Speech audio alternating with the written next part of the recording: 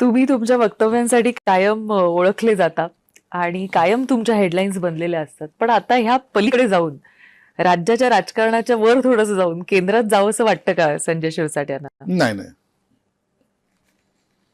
केंद्रामध्ये जायचा ही ती वेळ नाही येत. आपल्याला आपल्या सुरुवात जी राजकारणाची केली आपण गल्लीपासून केली, आज मुंबईपर्यंत आहोत. महाराष्ट्राच्या राजकारणामध्ये प्रत्येक ठिकाणी आपण जातोय, पोहोचतोय. दिल्लीमध्ये असं जाऊन पहिले आमच्याकडे असं म्हणायचे की दिल्लीमध्ये जायचं म्हणजे ती रिटायरमेंट लाईफ आहे. हा, आवडत नाही अनेकांना.